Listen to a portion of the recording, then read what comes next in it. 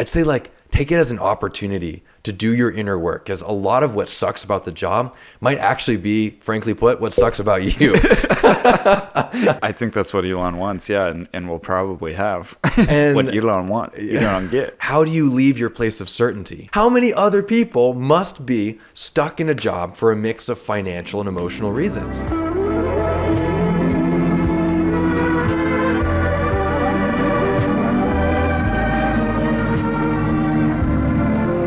Master Luke, welcome to the show, man. Hey, thanks. So good to be here.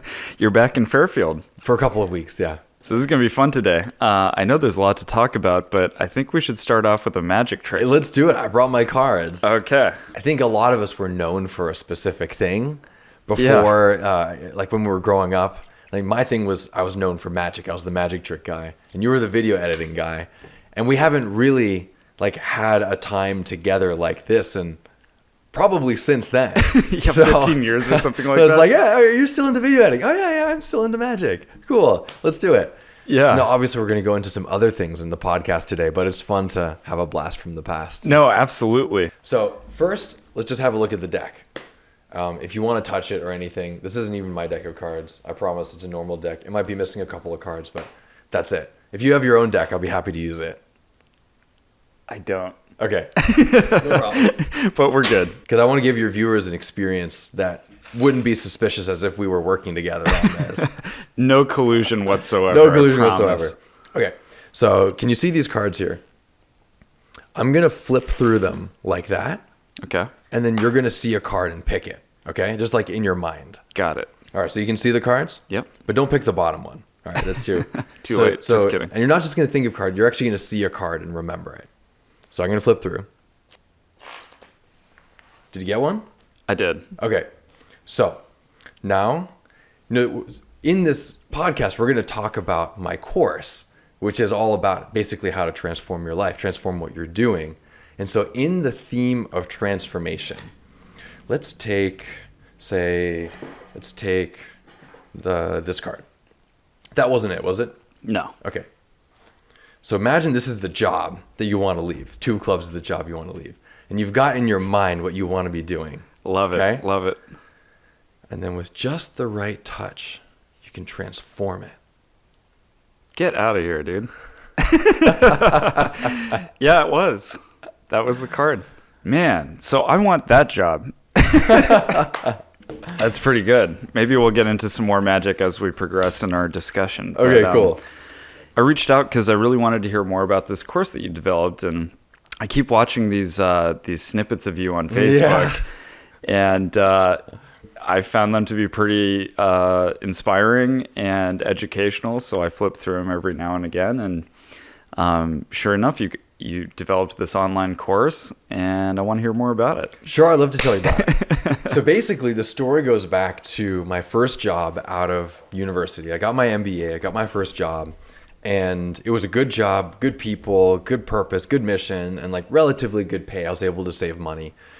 And then it just started to dawn on me every day further that I was in the job, I was like a little bit more kind of entrenched in that life, the job, the life that I had surrounding it. I had these ideals of what I wanted to do in my life. And one of them was that I wanted to go to Australia. I had this idea. I was like, I don't even know why Australia. It just was. Like, if I could just fly to Australia, have money, no plans, and just explore. And I think you'll resonate with us growing up in this town of 10,000. That's a really tight community. In the middle of nowhere. In the middle of nowhere. It's hard to like I was always terrified to ask girls out. Because it's like, gosh, if I screw up, everyone's going to know. And like, oh, if I make a bad impression. Like, oh, and so I just like... Anyway, yeah, my fear of like taking action and then my like drive to take action led me to do all these like sideways behaviors that never worked out well anyways. So it's like, if I could go to Australia, I could redefine who I am. I could have an adventure. I could have a taste of freedom. I'm like, what if I go through my life having never known what the experience of freedom is like? I'll make different decisions. Whereas if I can carve out like a 3-month experience of freedom, then I'll know what that's like. I won't forget it. And then I can make life choices around that. And if I never do this, I'll like, who knows what other dreams I'll give up on myself. So it's like, okay, this has to happen. I got to that place. Actually, I went to a Tony Robbins event, and wow. that was one of my big thing. I'm like, I have to go to Australia. So. And what age were you at this time? 25. 25. Cool. 25. I didn't know anyone who'd been to a Tony Robbins event. I bought my ticket and drove to Chicago, and it was like, it's its own story, but it did so much for me to help find my compelling reasons why. Cool. Yeah. So I came back from that, and I'm like, anyway, long story short, I pulled together on going to Australia, and I ended up having a 4-month trip, and it was like so much. I mean, it was like everything I wanted it to be, with the freedom and like getting over my fear of asking girls out and going to different places and just feeling like, yeah, like I have the money to buy a meal, to like buy a plane ticket. And this is what I'm doing. Like, this is my responsible thing, is finding myself, which was huge for me. So it was such a massive breakthrough for me to do this trip. And I was so grateful that I managed to get out of my job and do this trip. And it wasn't easy. There were so many challenges. Like, how am I ever going to save up enough money? How is it even responsible to do something like this? I have so much safety and security here. How am I going to leave my space where I'm important and certain and like have a community and have like a future? And there's just so many challenges involved that I overcame to do that. So then fast forward a few years, 3, 4, 5 years, something like that. Then I had like a deeper job that I was in. I was getting paid more, had more responsibility, all these things. And I felt like, I needed a change again. It's like, how do I do that? And I thought back, how did I do this before? And I like wrote out the steps of like what I did before. And I followed the steps and they worked. I was like, hey, I've got a formula here. How many other people must be stuck in a job for a mix of financial and emotional reasons? Like finances, they don't have the money for doing what they want to do next, whether it's a trip or starting a business or just taking a long break. Yeah. And then like emotionally, how do you leave your place of certainty? How do you leave your place where you feel a sense of importance? Like that sense of community, that sense of growth that comes with the job if you're growing in it. There's so many emotional attachments to a job. It's so funny. We're always like, I got to get out of the job. But why do we stay in jobs? Because it feeds our needs so much. Yeah, it's it could be coworkers. You got a thing to do on weekends. You got someone to share experiences with. So basically, I followed those steps, and I was able to leave my job. And in both cases, my jobs were great jobs. Like no bashing on them. There was just something else for me at the next step. So that's what inspired me to make this course. Is when I realized, hey, there's a formula here. And if I was going through this challenge, there must be so many other people going through similar challenges. Let me make a curriculum on how to leave your job and begin what you want to do. And that's what gave birth to the How to Leave Your Job and Begin Your Life course. That's fantastic. It's so relatable on a number of different levels because I think I've only had maybe a small handful of traditional jobs in my life. For the life of me, I can't really stay in them long. And I try to convince myself that this is what normal people do and I should just kind of suck it up. And I can't. And a lot of these people won't have me. Like I've done the interview. I've been told I'm, maybe sometimes underqualified and sometimes overqualified. But in my gut, I just know that I'm going to hate it. And I don't really want to show up for anyone in the traditional 9-to-5 sense. And that doesn't really have anything to do with, being in service to others, but just that the traditional framework is just totally lost on me. Yeah.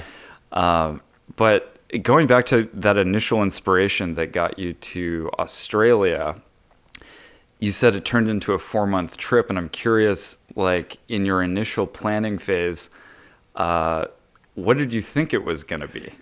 People ask me that question. I said 3 months to 3 years, depending on how I can make it work. Yeah. I got a work visa in Australia for a year. So Really? It's like, okay, yeah, that's an easy thing to do for young people. Get a year-long work visa. Costs like $400, or at least it did then. And then, yeah, if I needed to work, I could. And there was plenty of work opportunities. Did you work out there or like 10 hours or something? Not much. like in I 4 months? I wanted to just have my about 10 trip. hours? Yeah. So basically, it was just like however long it felt right. 3 months to 3 years. 4 months ended up being the right time frame. Cool. And how did you pass the time out there? Just sightseeing and kind of immersion in the culture. And My you said big there was some things- dating going on too. Which, it was more like dating is a strong word. Okay. It was more like getting over the fear of expressing an interest in a girl. So there was some dating towards the end. but it sounds like the trip was centered around finding yourself, Finding and- myself, getting over fear, and Yeah. extended experience of freedom. So what was that spark? You said it was like the perfect amount of time. You must have come back here with like all kinds of vigor and just kind of wanting to do life differently. So how did that I did. Okay. happen? So some more details. The first 2 months of the trip were in Australia. The second 2 months were in Europe. So Cool. I was going to a bunch of European countries, and I ran out of money in Flowdrop, Holland, which for your viewers, that's the international headquarters of the Transcendental Meditation Organization. Right. Which is something that I'm involved with, and we went to the Maharishi School and all of that. Yeah. So I ran out of money there. And that was right about the time they were about to close enrollment to the next TM teacher training course. And things just linked up. And all of a sudden, I was going to become a TM teacher. Wow. And So you were at the ashram. I was, for Guru Purnima, which is like the big celebration, every Right. year, celebrating the teacher of knowledge. I was there at this big course with young people. It was like an enlightened leadership young people course. And it's just like the leaders there were like, you should be on TTC, teacher training course. And I was like, yeah. And they're like, let's do it. Like, pull the money together and you'll be on. And the money came together, like not from me. And that's not necessarily cheap, is it? Like, I had to raise like $10,000 or $12,000. sure, which is pretty substantial. I had like 3 weeks to do it. yeah, especially when you're like just asking people. But that's awesome. So you actually went through the whole training. Yeah, course? I'm a certified transcendental meditation No teacher. way. Yeah, legit. Really? So you're still teaching people TM? I haven't in a while. I was doing that full time, and then I've been working at the university, and then I've been doing other things. But I'm still certainly able to. So that was like the initial inspiration, that trip to Australia. And then you took your own framework and did it again. Exactly. So what was that like? It was work, but it wasn't confusing. That's the magic of having a framework. It's like, yeah, you still have to go through you still have to do it, but to not have the anxiety of not knowing what you're doing, it makes such a big difference. I imagine there's like a ton of people who might be listening right now, and they're thinking like, yeah, I don't particularly like my job right now. And they're probably maybe trying to draw the line between like, do I need to change something in myself or actually just break up with this job? Is there a middle ground? How do you know when you've crossed the line, so to speak? So like, how do you know when it's time to leave a job? Right.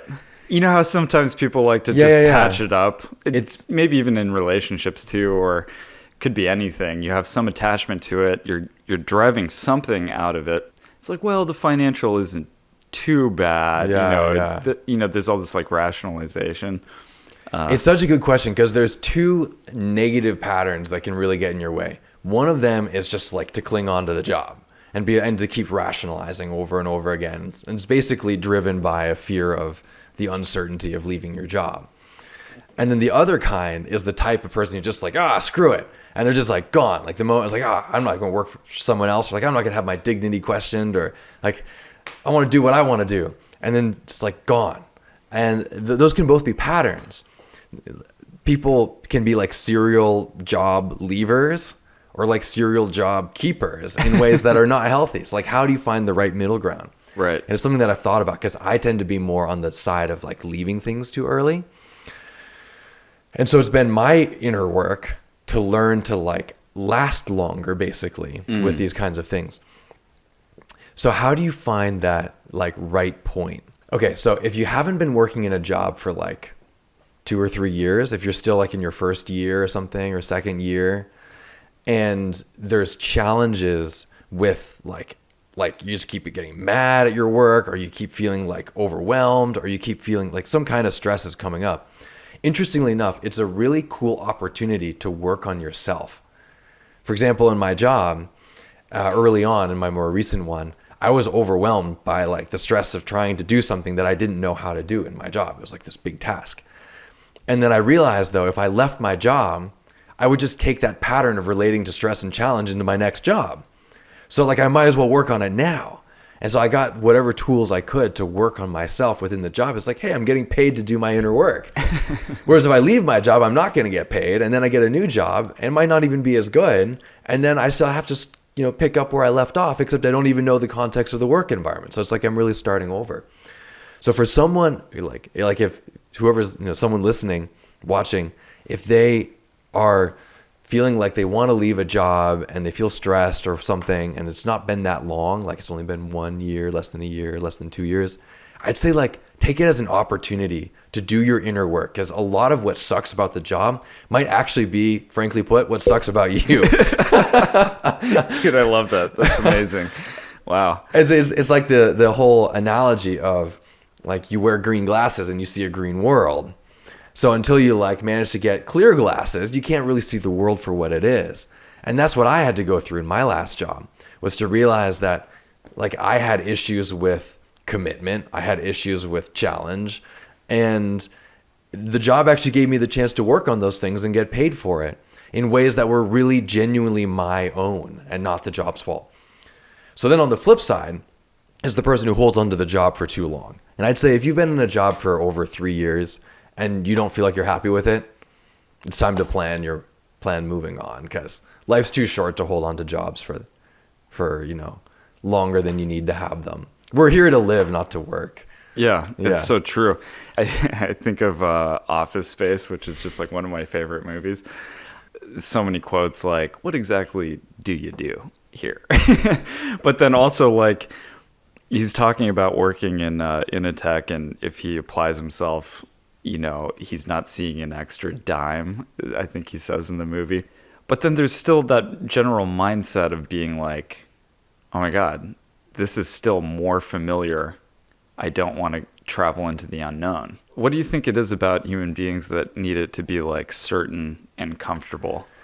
Think of most of human history. Food uncertainty was like the thing until fairly recently in human history.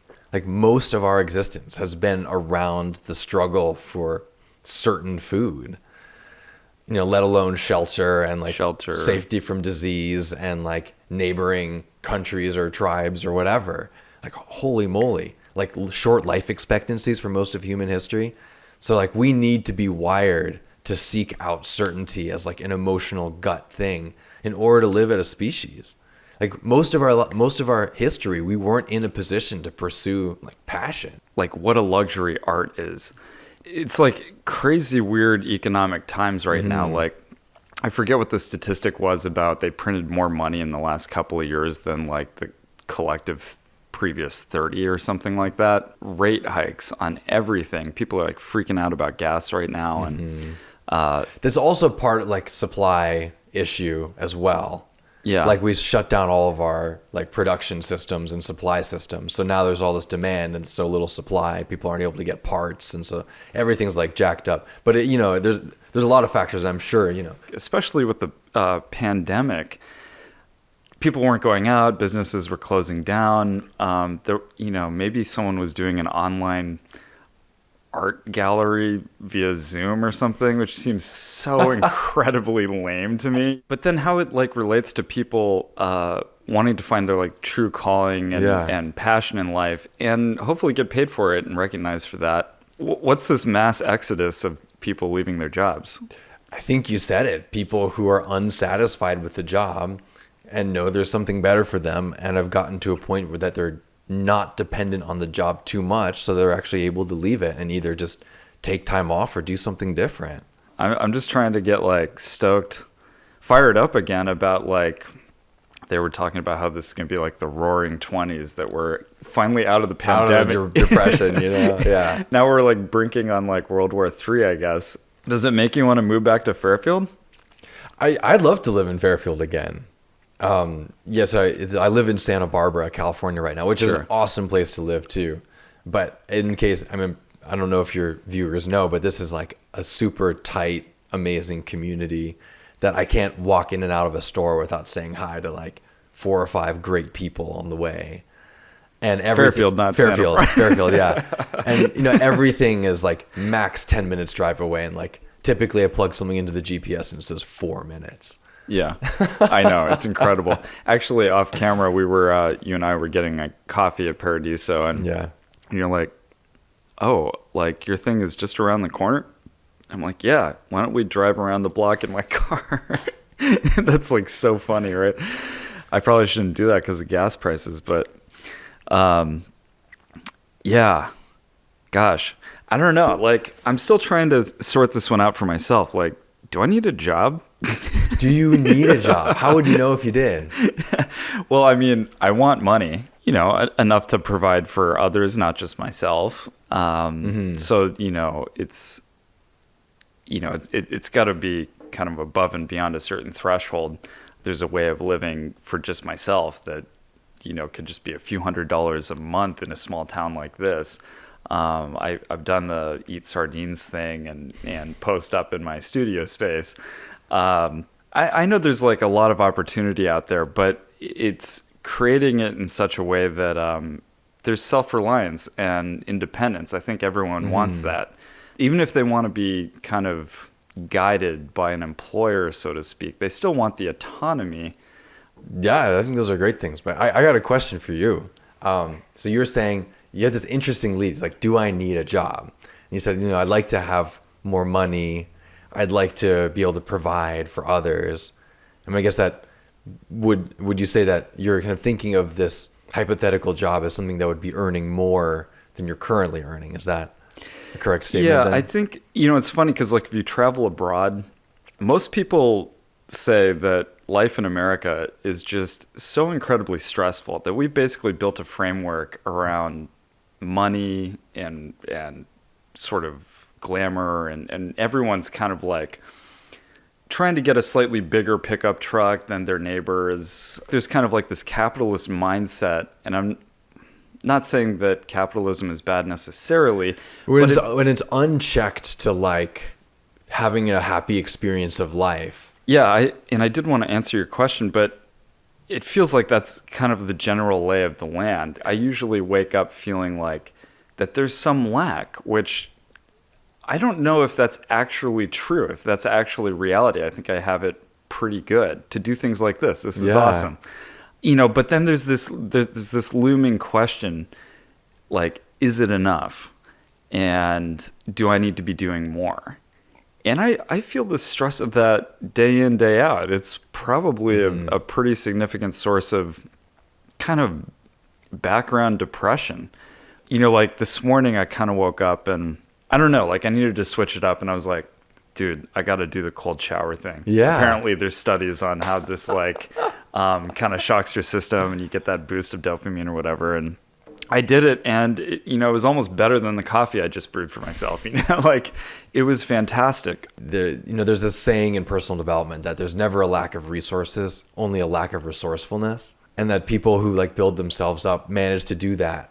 You know, by being resourceful, not necessarily by having resources. So I kind of wanted to get on this topic with you. I was kind of curious to pick your brain about this because we've talked about Tony Robbins a couple of times, but people say like, this is your birthright. You know, you're like, you know, you can have riches beyond your imagination and all you have to do is tap into such and such. But then if you kind of like look around at the general state of like America and the world, it's like, is that really true? Like, we still want people to work at Burger King. But that pay will never fill the gap. I'm just wondering if some of these philosophies at scale would actually work. Will actually even work. I would say that, yeah, the principles can work at scale because, like, what are the principles, right? I mean, one of them, like we were just talking about, is there's never a lack of resources, only a lack of resourcefulness. Someone working at Burger King, like they tap into their resourcefulness, do a great job, well, they're probably going to get a promotion. So now they're gone from like $15 to $22 an hour or something. And like you can always keep growing. So like that's one of the big But is that things. actually true? You can always keep growing? I mean, like, Okay, yeah, this is a good question. But you're saying like there's So never a we've gone lack to of... like business to philosophy to I like know. ethics, Well, I'm sorry. philosophy. No, I love it. I love it. Okay. Is it true? Like, Is there never a lack of resources? Is that true? Is that what you're asking? Like right now, there's like crazy supply shortages. Like I mentioned off camera, I was like working on my house and I just needed one more gallon of paint. I go to Walmart because, well, they're local, they're super cheap, and I've been painting with them for like 10 years. So like that is my flat white. Yeah. I don't have, I roll it on a wall that I painted 5 years ago, and it's the same. I go there, and not only do they not have it, but the next best option is literally twice as much. It was like $40 a gallon. Lack of resources. Lack of resources. I can get pretty thrifty too. Like I can go to Habitat for Humanity and for pennies on the dollar get the sink and the countertop used and give it a little spit shine. It's totally fine. I love making money like that. Basically, wherever there's a lack of opportunity is basically like a huge opportunity, because like if you find a solution to that problem, then all of a sudden you've got this whole swath of people who like need that solution. So hey, that's a really good point. I'm not in your world exactly, and like I have my own challenges. I'm not like Mr. Resourcefulness myself, but just to illustrate the principle, I definitely believe that you can solve any problem with resourcefulness. You think of examples of like flying to the moon. What the heck? I mean, can you imagine like before that had been done, like to conceive doing that? Like we're going to be making it to Mars probably. I don't know quite when, but I think in our lives, maybe much sooner. I think that's what Elon wants. Yeah. And we'll probably have And what Elon wants. Elon get. Because he's so resourceful, And then in terms of the concept of like, what is wealth and is there a limited amount of wealth? We're creating a certain form of wealth with this podcast, because someone listening to this is going to get some kind of insight that's going to benefit their lives. And obviously they're not getting gold out of it, but they're getting knowledge, or they're getting prompted to think about things differently. And the fact that we can generate wealth, and there's no necessarily like a cap to what we could potentially generate, and that goes for everybody, then there's no cap on, value that can be created. And then money is just the form of, assigning some kind of symbolism to how much value is being captured in something that you can trade. So yeah, I think there's no limit to available resources, which is obviously I come from a privileged kind of, country and such, but that's definitely my view. Yeah, that's awesome actually. And it makes me think too that, well, I suppose I was just kind of playing devil's advocate, and I usually kind of fall into that latter, more pessimistic attitude. Sometimes my impatient mind, I'm thinking like, gosh, can we just invent building materials that like, aren't derived from cutting down trees? I want everyone to be able to afford the means to build their own shelter and home in a world that seems like it's already been bought and sold 20 times over. There is no new land. There like corporations just own everything, dude. Well, I totally resonate with your mission, and it's such talking about certainty and the need for certainty, having somewhere to live, to call home is like that, and food are just so core. And without that, it's really hard to be creative and use ingenuity. Like when you don't have your need for certainty met, then it's just so hard to be creative and disciplined, because like your mind just keeps going to the need for certainty. And yeah, there's a lot of forces out there that make it hard for common people, anybody to have that. So people who are kind of like on the brink here, and they're thinking like, yeah, maybe I just like need another, like one more reason or a little nudge. I mean, they got to fund you up and like take your course. Heck yeah. So it's at lukehillis.com. That's my name altogether.com. But let me tell you a little bit about the structure of the course. I give some free value here on the course. Cool. Yeah. So there's like 7 steps in the course. Then the first step is to find, so this is for the goal of leaving your job and beginning what you want to do. The first step is to find your sense of belief in yourself, which sounds sort of corny, but is really a big deal. It's pretty fundamental. Yeah. It's really fundamental, because why would you act if you don't believe it's possible? Yeah. And we really can psych ourselves out of believing ourselves. I'm so good at that, dude. So how do you break the pattern there? Sure. So that's step one, is to help find like your belief in yourself. Because the rest of the course is useless if you don't believe that there's a way forward. So you got to find that. And then the next step is to find a clear picture of what you're wanting. Because you got to be like, you're going to draw the arrow back and shoot it somewhere. Like you want to point at what's exciting to you. So you got to go have somewhere to go. If you're going to create space in your life by leaving your job, you want something to fill it with. Don't you think it's probably true that people usually shortchange themselves? And when someone says, "Hey, think big," think bigger. I find this happening in my own life too, where I'm just like, okay, real big. And I'm still kind of like working out of a Fairfield framework or something. You know what I mean? Like your antennas weren't even picking up on it because the world was only like this big. So you don't even think of what's outside of that. That was just a thought that came to mind, but Totally. I'll let you continue. Yeah. Sure. Well, I think what you're going to with that is like, how do you actually get in touch with what you want? And honestly, I think just keeping on making progress, because every time you feel progress, you like expand what that is. It's kind of hard to artificially just like, like bigger, like it becomes so intellectual and conceptual and ungrounded. Like if you keep making progress, you'll just naturally expand that. And then you run into someone who represents something that like, wow, I'd love to be doing that or living that way. And then it's this, expansion from there. So I have a workshop in the course for getting clear on what you want to be doing. And there's always going to be like deeper levels of like higher heights to think of, or like deeper, peeling the onion to get further in. But you start somewhere and you just keep moving forward step by step.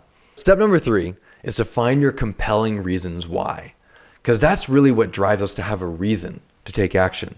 And you might think, well, of course I already know why, but there's probably more reasons why that you can come up with, or like connections that you can make that are really personal to you. Like for me, going to Australia was so different than why someone else might want to go to Australia. It was like a claiming of identity. It was in a way that was unique to me. And when I got in touch with that, it's like, this has to happen. And that's what drove me to like cut back on spending and get disciplined. So you got to find your compelling reasons why. Yeah. So we got the first 3, which are believe in yourself, finding clarity on what you want, and finding your compelling reasons why.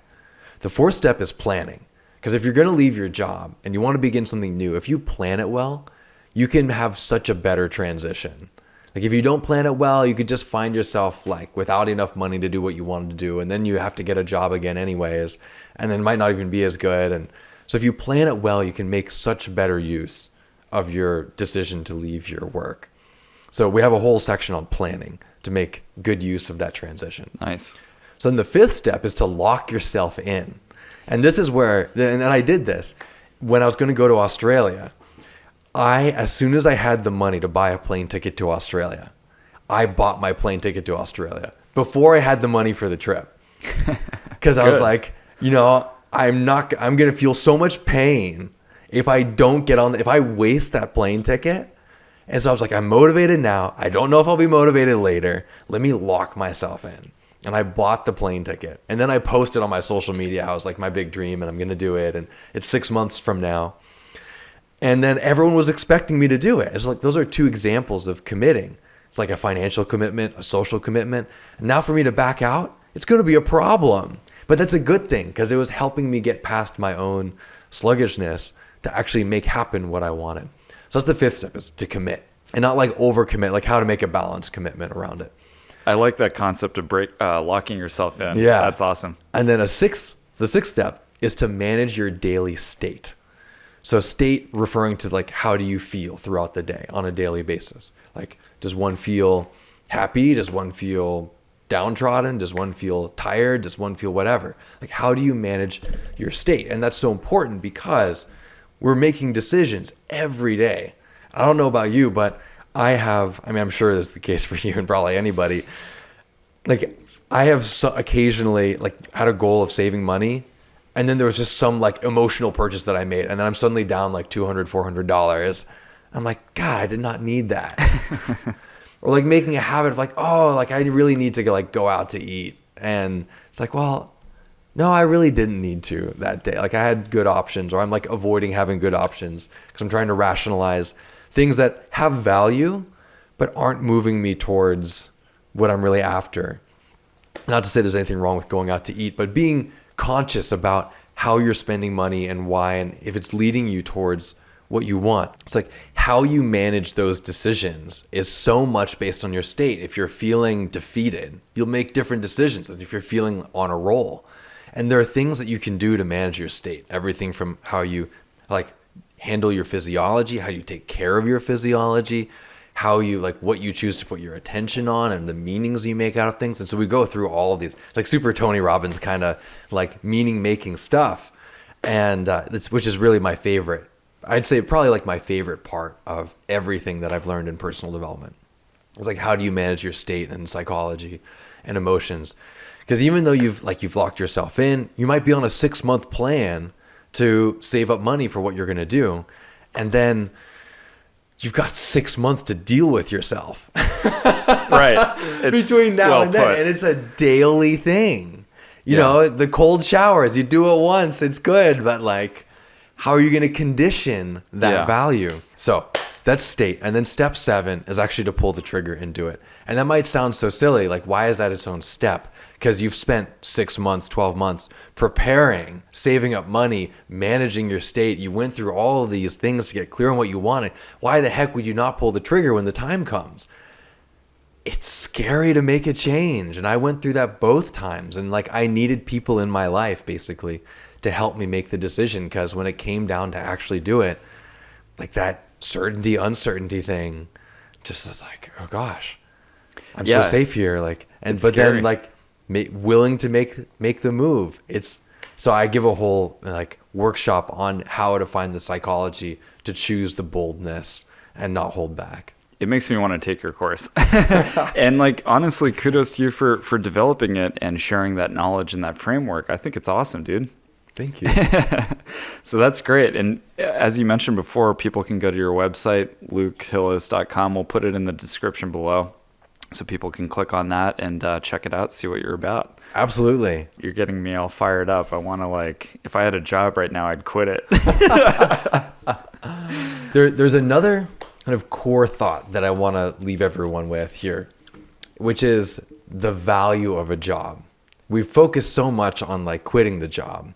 But really what we're quitting is not the job as much as it is like a place of personal evolution that's behind us. And so I want to be very keen of, my personal view, and to everyone, that like jobs are amazing opportunities, a well-chosen job.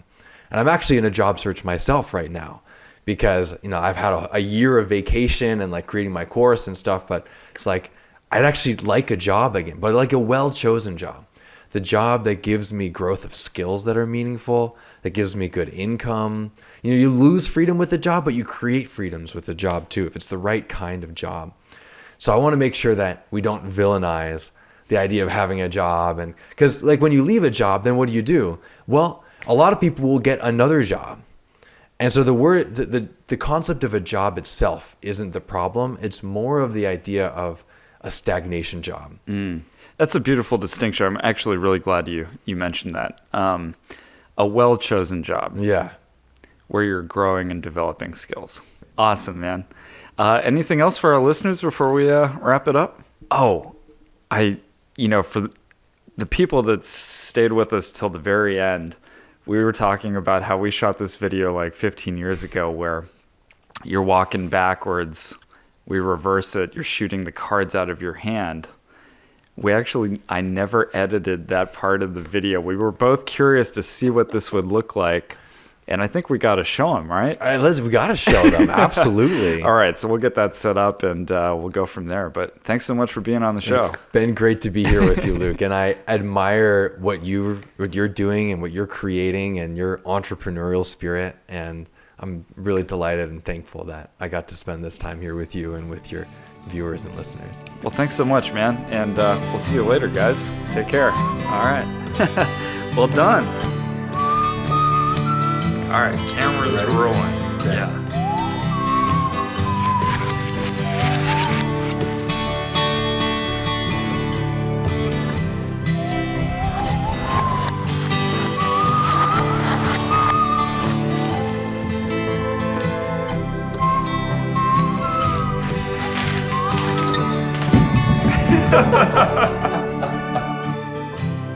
Kids in a circle with their mama. This is what I